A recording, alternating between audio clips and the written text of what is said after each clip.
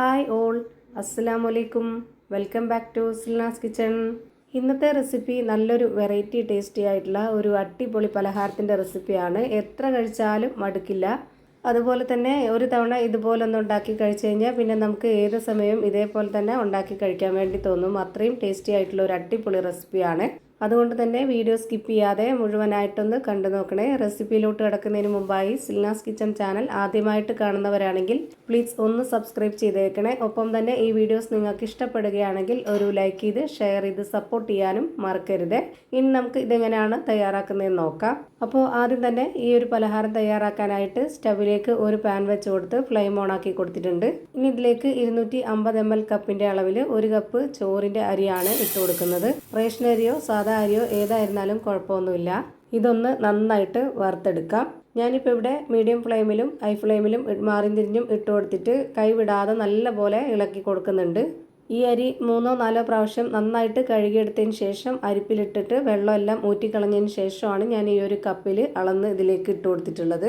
ഒരു 3-4 മിനിറ്റ് ആകുമ്പോഴേക്ക് ഇത് നന്നായിട്ട് ഈ ഒരു പരുവത്തിൽ ആയി കിട്ടും. ഇപ്പോൾ ഇത് നന്നായിട്ട് വറുത്തെടുത്തിട്ടുണ്ട്. ഇനി നമുക്കിതിൻ്റെ ഫ്ലെയിം ഓഫ് ചെയ്യാം. പിന്നെ ഇതിൽ തന്നെ വെച്ചിരിക്കരുത്, അപ്പോൾ ഇത് കരിഞ്ഞു പോവും. അതുകൊണ്ട് ഇത് വേറൊരു പാത്രത്തിലേക്ക് മാറ്റുന്നുണ്ട്. ഇനി ഇത് നന്നായി തണുത്ത് പോകുന്നതിന് മുമ്പ് പെട്ടെന്ന് തന്നെ ഒരു പകുതി ചൂടാറിയതിന് ശേഷം മിക്സിയുടെ ജാറിലേക്ക് ഇട്ട് കൊടുത്തിട്ട് ഒന്ന് പൊടിച്ചെടുക്കണം. ഞാനിപ്പോൾ ഇതിലേക്ക് മുഴുവനായിട്ടും ഇട്ട് കൊടുത്തിട്ടുണ്ട്. ഇനി ഇതൊന്ന് പൊടിച്ചെടുക്കാം. അങ്ങനെ പൊടിച്ചെടുത്തതിന് ശേഷം ഞാനിവിടെ ഈ ഒരു പാത്രത്തിലേക്ക് വീണ്ടും മാറ്റിയിട്ടുണ്ട്. അടുത്തതായി സ്റ്റവിലേക്ക് ഒരു പാൻ വെച്ച് കൊടുത്തതിന് ശേഷം ഫ്ലെയിം ഓൺ ആക്കി കൊടുത്തു ലോ ഫ്ലെയിമിൽ ഇട്ട് കൊടുത്തിട്ടുണ്ട്. അടുത്തതായി ഇതിലേക്ക് വറുത്ത റവയാണ് ഞാൻ എടുത്തിട്ടുള്ളത്. 250 ml കപ്പിൻ്റെ അളവിൽ 3/4 കപ്പ് റവ ഇതിലേക്ക് ഇട്ട് കൊടുത്തിട്ടുണ്ട്. റവ വറുത്തതോ വറുക്കാത്തതോ ഏതായിരുന്നാലും കുഴപ്പമില്ല. ഇതുപോലെ ഒന്നും കൂടി വറുത്തെടുക്കണം. ഇനി ഇതിലേക്ക് ഒരു മുറി തേങ്ങ ചിരകിയതാണ് ഇട്ട് കൊടുക്കുന്നത്. ഇനി ഇതിലേക്ക് നെയ്യ് ഒഴിച്ചു കൊടുക്കാം. ഒരു 2 ടേബിൾ സ്പൂണോളം നെയ്യ് ഒഴിച്ചു കൊടുക്കാം. ഈ തേങ്ങയും റവയും കൂടെ ഈ ഒരു നെയ്യിൽ നന്നായിട്ട് വറുത്തെടുക്കാം. അപ്പോൾ നല്ല ടേസ്റ്റും നല്ലൊരു മണമൊക്കെ ആയിരിക്കും. നെയ്യില്ലാന്നുണ്ടെങ്കിൽ ബട്ടറിൽ വേണമെങ്കിലും ചെയ്തെടുക്കാം. പക്ഷേങ്കിൽ നെയ്യിലാണ് കുറച്ചുകൂടി ടേസ്റ്റും മണമൊക്കെ ഉള്ളത് ഈ ഒരു രീതിയിൽ ചെയ്തെടുക്കുന്ന പലഹാരത്തിന്. ഇനി ഇത് ലോ ഫ്ലെയിമിലും മീഡിയം ഫ്ലെയിമിലും മാറി തിരിഞ്ഞും ഇട്ട് കൊടുത്ത് നല്ല പോലെ ഒന്ന് വറുത്തെടുക്കുന്നുണ്ട്. ഇപ്പോൾ ഇത് നല്ല പോലെ വറുത്തെടുത്തിട്ടുണ്ട്. ഇനി നമുക്ക് നേരത്തെ പൊടിച്ച് വെച്ചിരുന്ന ആ ഒരു അരി കൂടെ ഇതിലേക്ക് ഇട്ട് കൊടുക്കാം. ഇനി ഇതിലേക്ക് ഒന്നുകൂടെ ടേസ്റ്റ് കൂടാനായിട്ട് 2.5 ടേബിൾ സ്പൂൺ അളവിൽ പാൽപ്പൊടി ഇട്ട് കൊടുക്കുന്നുണ്ട്. ഫ്ലെയിം ഓഫ് ചെയ്തതിന് ശേഷം ആ ഒരു ചൂടോട് കൂടിയാണ് ഞാനിവിടെ ആ ഒരു അരി വറുത്തതും അതുപോലെ തന്നെ പാൽപ്പൊടിയും കൂടെ ഇട്ട് കൊടുത്തിട്ട് ഇതുപോലെ നന്നായിട്ടൊന്ന് യോജിപ്പിച്ചെടുക്കുന്നത്. ഇതുപോലെ എല്ലാം കൂടെ നന്നായിട്ടൊന്ന് യോജിപ്പിച്ചെടുത്ത ശേഷം ഒരു പാത്രത്തിലേക്ക് മാറ്റുന്നുണ്ട്. ഇതുപോലെ ഓരോന്നും ഘട്ടം ഘട്ടമായിട്ട് ചെയ്തെടുക്കണം. എന്നാലേ നല്ല പെർഫെക്റ്റ് ആയിട്ടും നല്ല ടേസ്റ്റ് ആയിട്ടും കിട്ടുള്ളൂ. ഇനി ഇതിലേക്ക് ഞാനൊരു 4 ടേബിൾ സ്പൂൺ അളവിൽ പഞ്ചസാര ഇട്ട് കൊടുക്കുന്നുണ്ട്. ആ ഒരു മധുരത്തിനെ ബാലൻസ് ചെയ്യാനായിട്ടുള്ള ഒരു നുള്ളു ഉപ്പും ഇട്ട് കൊടുത്തതിന് ശേഷം ഇതുപോലെ നന്നായിട്ട് ഇളക്കി യോജിപ്പിച്ച് കൊടുക്കുന്നുണ്ട്.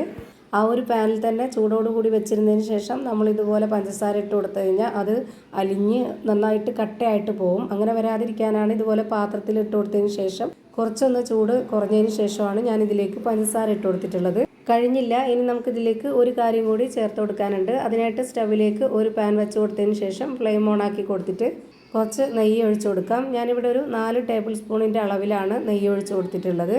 ഈ നെയ്യ് നന്നായിട്ടൊന്ന് ചൂടായിട്ട് വരട്ടെ. ഇതിലേക്ക് കുറച്ച് സബോള കട്ട് ചെയ്ത് ഇട്ട് കൊടുക്കാം. ചെറിയ ഉള്ളി ആണെന്നുണ്ടെങ്കിൽ അതായിരിക്കും കൂടുതൽ നല്ലത്. ഞാനിവിടെ സബോളയാണ് ചെറുതായിട്ട് കട്ട് ചെയ്ത് ഇതിലേക്ക് ഇട്ട് കൊടുത്തിട്ടുള്ളത്. അതിൻ്റെ ഒപ്പം തന്നെ കുറച്ച് തേങ്ങ കട്ട് ചെയ്തിട്ട് ഇട്ട് കൊടുത്തിട്ടുണ്ട്. ഇനി ഇതുകൂടെ ഒന്ന് നന്നായിട്ട് വറുത്തെടുക്കാം. അപ്പോൾ ഈ ഒരു ഉള്ളിയുടെയും അതുപോലെ തേങ്ങയുടെയൊക്കെ നെയ്യിൽ മൂത്ത് വരുമ്പോഴുള്ള ആ ഒരു മണവും ടേസ്റ്റൊക്കെ നമുക്ക് ആ ഒരു പലഹാരത്തിൽ കൂടെ കിട്ടും. നല്ല ടേസ്റ്റാണ് ഇങ്ങനെ കഴിക്കാൻ. ഇപ്പോൾ ഇത് നന്നായിട്ട് വറുത്ത് വന്നപ്പോൾ ആ ഒരു മിക്സ് മുഴുവനായിട്ടും ഞാൻ ഇതിലേക്ക് ഇട്ട് കൊടുത്തു. ഇനി ഇത് നന്നായിട്ട് ഇളക്കി കൊടുക്കാം. ഇപ്പോൾ അതിൻ്റെ ഫ്ലെയിമും ഓഫ് ചെയ്ത് കൊടുത്തിട്ടുണ്ട്. ആ ഒരു പാനിൽ തന്നെ വെച്ചിരുന്നിട്ട് ഇത് നന്നായിട്ട് ഇളക്കി യോജിപ്പിച്ച് കൊടുക്കുക. എന്നതിന് ശേഷം നമുക്കിതൊരു പാത്രത്തിലേക്ക് മാറ്റാവുന്നതാണ്. അപ്പോൾ ഇതാ ഭയങ്കര ടേസ്റ്റി ആയിട്ടുള്ള വെറൈറ്റി ആയിട്ടുള്ള ഒരു അടിപൊളി റെസിപ്പി റെഡിയായി കിട്ടി. ഒരു തവണ ഇതുപോലെ ഒന്ന് ട്രൈ ചെയ്ത് നോക്കും. നിങ്ങൾക്ക് എല്ലാവർക്കും ഇഷ്ടമാവും. അപ്പോൾ ഇത്രയേ ഉള്ളൂ ഇന്നത്തെ വീഡിയോ ഇഷ്ടമായാൽ ലൈക്ക് ചെയ്യാനും കമൻറ്റ് ചെയ്യാനും ഷെയർ ചെയ്യാനും മറക്കരുത്. അതുപോലെ തന്നെ ഞാനിടുന്ന പുതിയ വീഡിയോസ് നോട്ടിഫിക്കേഷനായിട്ട് കിട്ടുന്നതിന് വേണ്ടി സബ്സ്ക്രൈബ് ചെയ്ത് ബെല്ലൈക്കൺ അമർത്തി അതിൽ ഓൾ എന്ന ഓപ്ഷൻ എനേബിൾ ചെയ്ത് കൊടുക്കാനും മറക്കരുത്. പുതിയൊരു വീഡിയോയുമായി വീണ്ടും വരും. Thank you for watching.